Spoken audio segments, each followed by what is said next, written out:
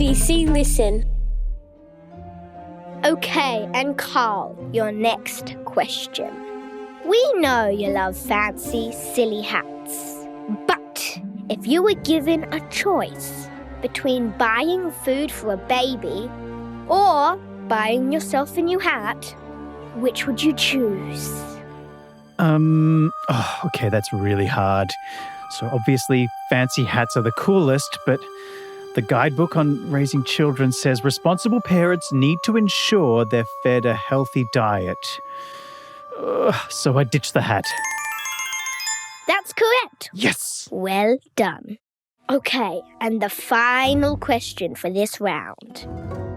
You're having a busy day at work, but you get a call from your child's teacher saying they're looking a bit sick today. Do you A, ignore the call so you can get your work done, earning you more money, or B, drop what you're doing to pick them up? Oh, that one is super hard. Because on the one hand, obviously you have to care for them properly, especially if they're sick. But you also need money to do that. Ugh.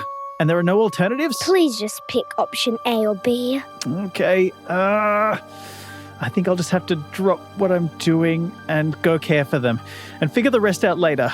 And the answer is... pick them up. Congratulations. Yes! You've passed this test, Carl. Well done making it this far. Woo! Can I go talk to my coach now? Of course. You can step back out into the preparation hall. We'll message you when we're ready for the next round. Wow. Okay, thank you. Molly! Molly! Where are you? Over here, Carl. Did you get through that round? I did. Woo!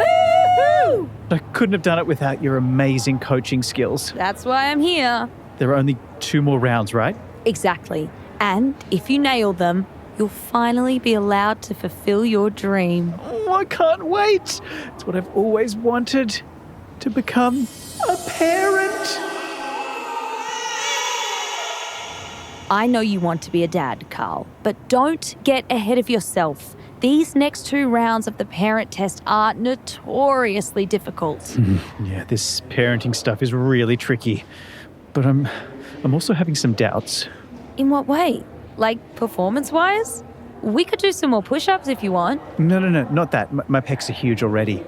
But as in, I'm just not sure whether the test itself should even exist. Carl, hush. Don't let the judges hear you say that. Are you serious? Well, I don't know. I just think maybe if someone wants to be a parent, they should just be allowed to. I honestly don't really understand why they brought in a parent test in the early 2050s. Well, Carl, as a parent test personal trainer or a PT, let me tell you why. As you know, being a parent is a huge responsibility. You have to constantly keep them safe, teach them things, give them love, help them grow and develop so they can become independent adults. In other words, it's not a job for the weak. We must only allow the best adults to become parents. And that's why I'm here, bucko. Your very own PT. Yeah, I mean, I get all that, but can't we all just be trusted as adults to figure it out ourselves? Do we really need this test? Of course we do. You have to pass a test to drive a car. You have to pass a test to become a doctor. You even have to pass a test to get your pen license. And we're talking about innocent little babies and toddlers.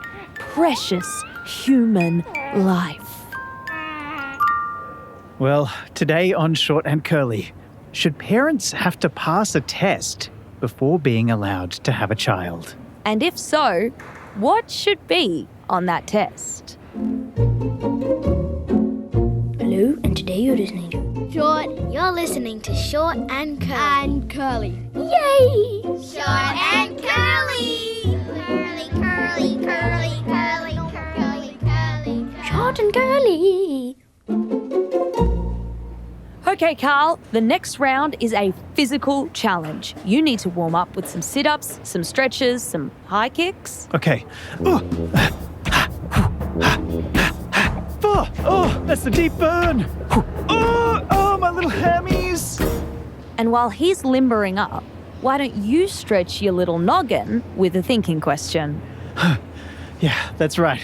You can pause here for a moment to ponder this one alone, or talk about it with those around you. And our question is, should adults have to pass a test before they can have children? And if so, how would you test them? Hit pause now.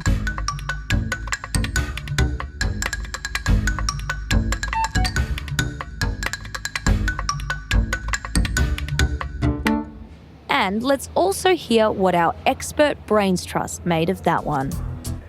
One test shouldn't identify who you are as a whole person, but one of the good aspects about the test is it can stop bad parents turning their kids into bad kids. The good side about having a test is that parents might have low attention span. So if you have a test, that would make them improve on their attention.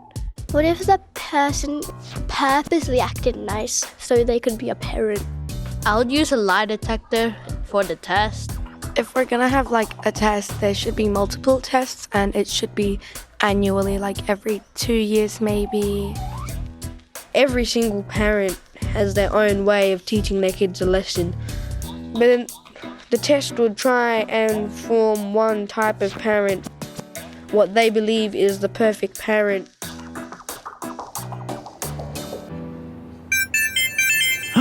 That's the judges' messaging. They're telling me to head into room number 7 for the next round. They've asked the coaches to come in too. Okay, let's go, Molly. Excellent. Now, remember, Carl, eyes on the prize, don't overthink, and stay calm. It's time. Thanks, Coach. Okay, room number 7. Let's see, this one. Welcome, Mr. Carl Smith, to round 2. Thank you.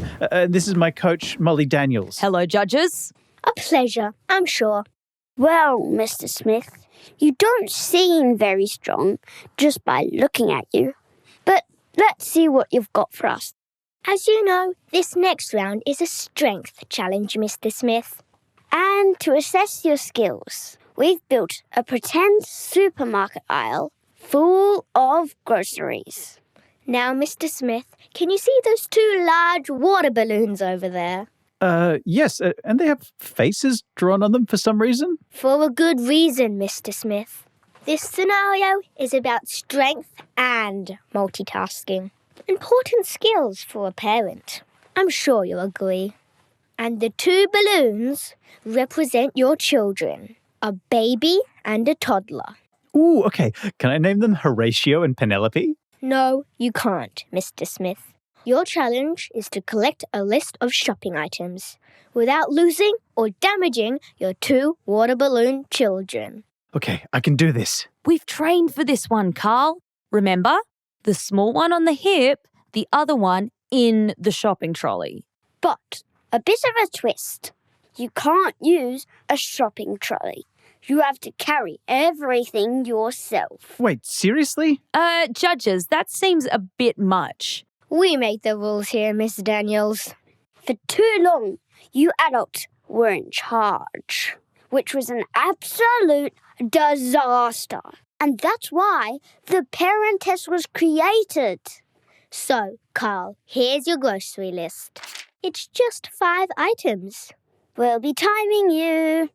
And you'll have exactly 60 seconds to get the 5 items and transport them from the aisle to the checkout.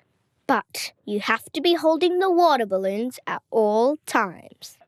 And you better not drop them. If a balloon bursts, that's an automatic disqualification. Are you ready? All right, I'll just gently pick up these balloons, one on the hip like I practiced. And I guess the baby goes in the crook of my arm like I've seen some parents do. Looking good. On your mark, get set, and your 60 seconds starts now! Ooh, hang on there, little balloon babies. Okay, first is bread. Easy. And yogurt. Wait, blueberry flavour. Okay, got it. And peanut butter. Yeah, no problems. But I can't hold too much more in this free hand. Woo! Okay, next up. You can do it, Carl. Tomatoes? How am I going to hold these?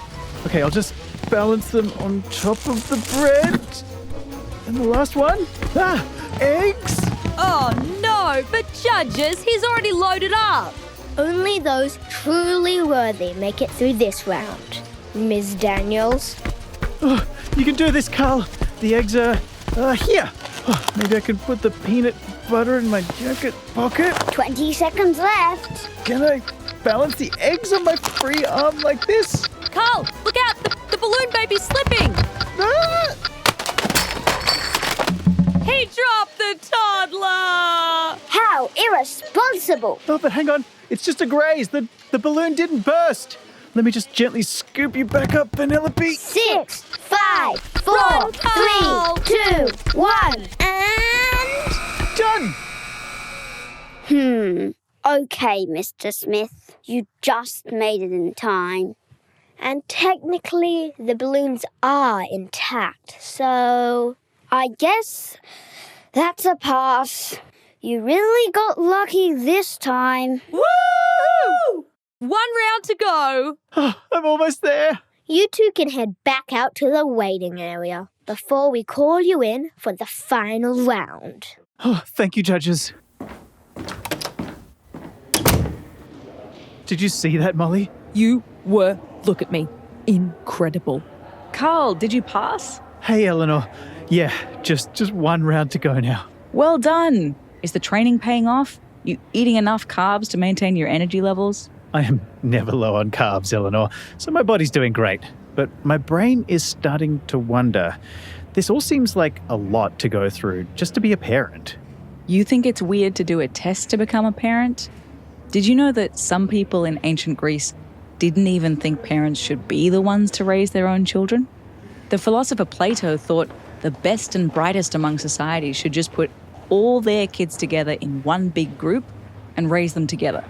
Nobody would know which parent was related to which kid. That is weird, but I still reckon I would have figured out which kid was mine if they were lucky enough to inherit these beautiful genes. I'm so pretty.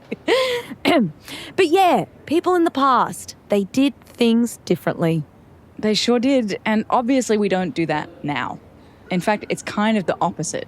When you're someone's parent, you get to control almost every aspect of their life. You can decide where they go and what they do, where they go to school, what clothes they'll be given, whether they can have sleepovers at a friend's house or what religion they'll be brought up in. That's a lot of power. Oh, that's so true. I didn't love it that week. Molly decided I had to eat broccoli with every single meal, even my desserts. That was for your own good, Carl. It's called fibre. Some philosophers say exactly that about parenting. Not the bit about fibre, but they say it's okay to have this much power over your kid only if you use it for their good. That's where licenses and tests like this one come in, because you can do a lot of damage if you parent badly. So maybe the idea is that parenting is kind of like driving. Because you might really hurt people if you do it badly, we need a licensing test to make sure people do it well. Candidates, there are 40 of you remaining for our final round. But remember, there are only 20 parenting positions available.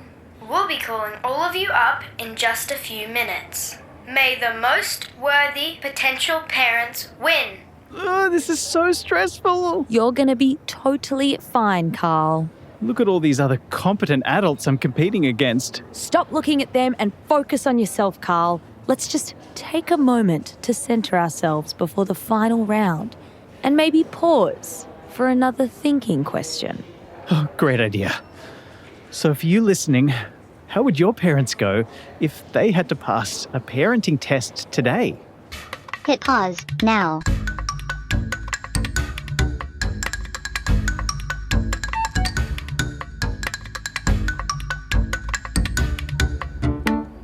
Now let's hear from our expert Brains Trust again on what they make of that question. I don't know about my parents because my dad would probably refuse to take the test, but my mum would probably get a solid 80 or 75% on the test. My dad would pass really well in the cooking because he used to be a chef in New South Wales and he cooks really nice food. My dad would pass in the loving part, and both of my parents would pass in the loving part, and my mom would 100% pass in the temper one, because I can annoy her for maybe 25 minutes, and then like at the 30-minute mark she'll probably get mad at me. My parents would pass the loving test and the cooking test because they make really great food. My parents would pass at protecting your child test. The thing that my mum and my dad, I really like about them, if anything happens, they will actually try and do something about it. Thanks, Brains Trust. And you know what? Oh, Eleanor, are you going to stay for the final round? Absolutely. But the Brains Trust has just reminded me of something. Before this universal parent test was brought in for everyone, there were already some people who had to do a test before they could become parents. What kind of people? Anyone who wanted to adopt or foster a child had to be able to show that they could do a good job. They needed to be a, quote, fit and proper person. They'd check your criminal record, you'd have to show references, do interviews, all kinds of things. It was like applying for a job. So this was just for people wanting to adopt or foster a kid? Yeah, just for those kinds of parents. So it became a big question in ethics. Why test just these parents? Why should biological parents not have the same tests as people who want to adopt or foster children? And what did they decide? Well, some people said that wasn't fair. Test everyone or test no one. Yeah, well, we should always try to be fair, right? Right, but another group of people thought the bigger question was how a test would actually work and whether it would violate people's reproductive freedom. The freedom to make or not make babies? Exactly. Like, what if someone fails the test? Is someone going to stop them getting pregnant? Would you have some kind of pregnancy police going around making sure people weren't trying to make babies until they got permission? Listen up, candidates. We're ready for all of you to head into room 4 for the last round, a psychological test. No, I'm so chaotic. I'm going to fail this one. Please head into the room. You're now going to be assessed by a professional psychologist. But just a note this time, your coaches will not be able to join you. I can't take you with me, Molly. Look at me, I believe in you, Carl. Or should I say, Papa Carl. Okay. Okay, here it goes. Bye, Carl. Oh, this is going to be the most stressful wait of my life. 15 tense minutes later. Carl, over here. Molly! How'd you go? Actually, it wasn't too bad. There were definitely some tricky ones. Like they asked whether it's okay for parents to binge watch a 14-hour TV series in one day when their children have a daily screen limit of just 1 hour. And I said, no, that's unfair. No, Carl, parents are allowed to be massive hypocrites and watch whatever they want, but kids aren't. Darn it. Okay, well, I just have to beat half the other candidates. And then they said they'll message the results to winners as soon as... Carl, that was your phone. My results? Let's see. Okay, I got a score of 13 out of 20. It doesn't sound great, but...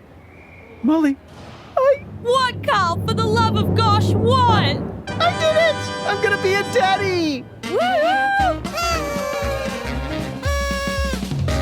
Congratulations! Now you've just got to find someone to help you do that. Wait, what? Sorry, I thought I was just going to be given a baby at the end of this test. How exactly am I meant to get a baby? Huh. Right. Carl, do you know where babies come from? No? Okay. Well, I would really prefer if it didn't fall to me to explain that to you, buddy. So, to help me dodge this extremely awkward conversation, let's have one last thinking question instead, right? Okay, what have you got? In this episode of Short and Curly, we've been discussing the idea of making adults pass a test to become parents.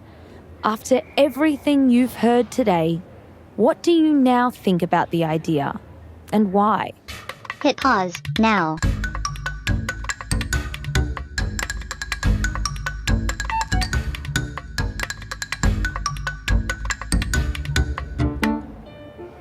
Well, Momo, thank you so much for all your help getting me ready for the parenting test. I honestly could not have done it without you.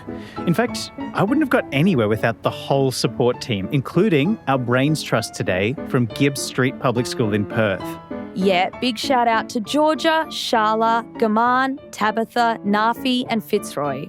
And a big thanks to our judges today from the Parent Test Bureau. They were strict, but fair. Thank you, Luca, Finlay and Frankie. And as always, big ups to the rest of our support team, especially Kyla Slavin, the creator and producer of Short and Curly, plus Candace Docker and the whole ABC Kids and Family team. Speaking of kids and family, I can't believe I'm finally gonna theoretically be a dad! Yay! ABC Listen. If you love this little family-centric episode of Short and Curly, why don't you check out some of our other episodes looking at parents, siblings and families? We did one a while back on whether you have to love your sibling. Where we both got to chat about our own real siblings. Plus, there's an episode we did on whether we should ban families altogether. Still not convinced on that one. Oh, and then of course, for those whose cats are their family, like moi, make sure to check out our episode on whether you should leave all your money to our feline friends. Carl, you legitimately have a problem. Well, if I can't figure out how to have real babies, then at least let me have all the fur babies. Flock to me, little kittens.